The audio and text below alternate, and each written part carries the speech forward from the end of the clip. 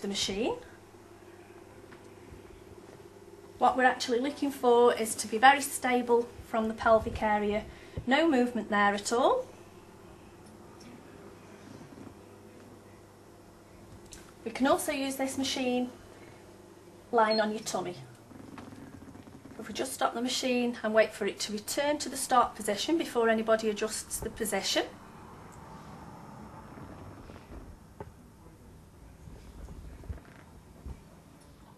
Just want to flip over on your tummy for me, Linda. And what we're looking for here, looking for your palms of your hands to be on top of one another.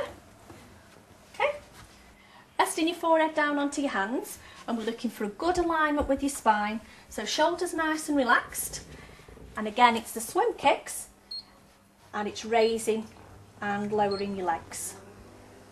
Really good for working those glute muscles in your buttocks. How does that feel? Is that quite comfortable? That feels okay, yeah. Yes, it does. If we take this to a further advanced position, again it would only be suitable for anyone who's got no back condition and may not suitable for all people to progress to. If I can just ask you to come up onto your elbows. What we're actually looking for now is the elbow to be directly parallel with the shoulder, shoulders to be relaxed, head in line, so we've got a good positioning of the spine there, a little bit further advanced position there. Does that feel okay, Linda? Yes.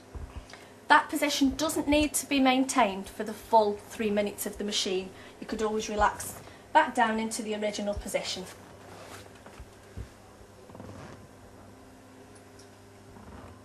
Another alternative on this machine would actually be to come up onto your elbows,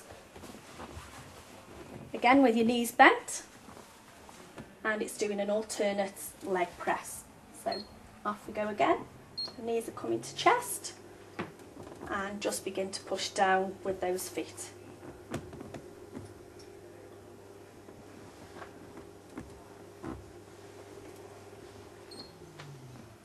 This is also an excellent machine to be introducing your Pilates techniques. Just straighten your legs down for me again, Linda. Your Pilates technique is actually working your deep core abdominal muscles.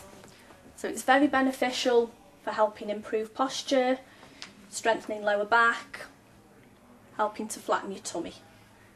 So the first thing we need to introduce when we're starting with the Pilates techniques is to adopt what we call a neutral spine position. That means that there's no rotation of the pelvic either forward or back. It's just a nice alignment there with your spine. Pilates does require a slow, controlled, fluid movement, and the emphasis is all working on your deep core abdominal muscles. The easiest way to introduce this is you're actually in a good position as you're lying flat to introduce these techniques. And what we're looking for is that neutral position of your spine, so there's no rotation there of your pelvis. And we're going to begin to introduce zipping and hollowing, which is drawing navel to spine. It's very easy to overuse these muscles, and we're only actually looking for a 30% contraction of your transverse abdominis. So if I can just ask you to place your thumbs on your navel, creating a triangle position there, coming down towards your pubic bone, and we're looking for fingertips and thumbs to be parallel. So there's no tilting either one way or the other with your pelvis. What we're then going to begin to do, Linda, is just get you into good habits of drawing back that navel to spine.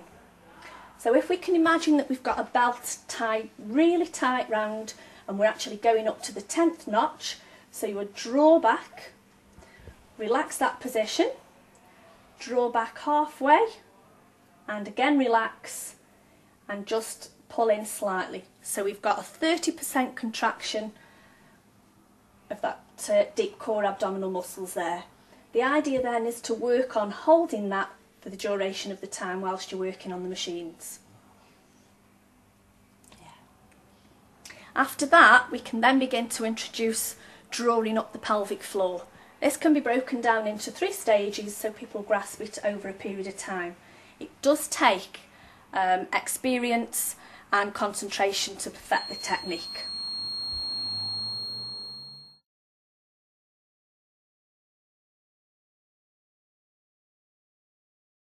We're now moving on to flies and thighs.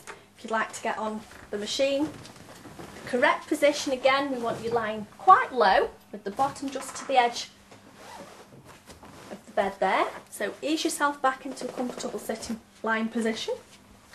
Use a headrest if it's required, and I want you to take a comfortable grip out to the sides.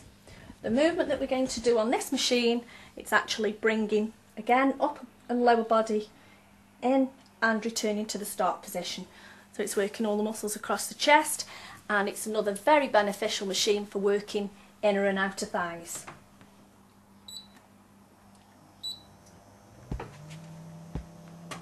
We're just going slower on the speeds on the power tone, as it's a slower, more controlled movement. Now you can begin to push your knees in with that cushion. We can flex the feet up or we can point the toes. So it's working all pectoral muscles across your chest, and it's almost a complete workout on one machine. We're using upper body, lower body, and if we can begin to incorporate those Pilates techniques, drawing your abdominal muscles, it's giving the benefit of 3 muscle groups being used. Your breathing is quite important again, so if we can breathe out as we come forward and we inhale as we go back.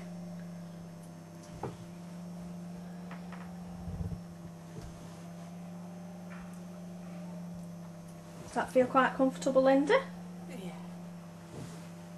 So it's a much bigger movement than you would find on the flies and thighs on the easy tone range. It's quite a big movement. Again, it's really good for improving joint mobility of your shoulders and your hip joints. Anyone with restricted mobility of the hip joints who may have been unable to use this equipment on the easy tone would probably find it a lot easier to use on this one. If need be, you could go slightly higher up the bed to accommodate anybody with mobility problems of the hips.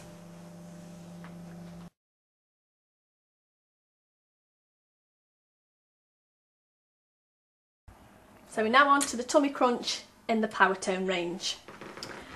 The position is sitting on the rounded cushion, easing yourself back into a lying position, again the neck and the lower back as well supported. As we look at you from this angle, we've got shoulders, hips, knees and feet, so we've got a good alignment there, and again it's bringing upper body up and legs in. So your breathing's really important. If we can breathe out as we come up and inhale as we go back. So it's that abdominal crunch, drawing your abdominal muscles in as we come up. Torso extension as we go back, pushing through with your shoulders and down with your feet, as long as there's no lifting from that pelvic area. So that's just your basic technique, working the machine. For anybody who's got reduced mobility, they could actually start with the legs a little bit further out. That's lovely. You just want to bring your feet in a little bit, Linda. Again, if we take this to incorporating the Pilates techniques, if we can pull in those abdominal muscles, working on your core stability, engage that muscle to that 30%, and then we're going to introduce some Pilates movements. The first one we do would be the heel slide, and it means we're going to extend the leg out.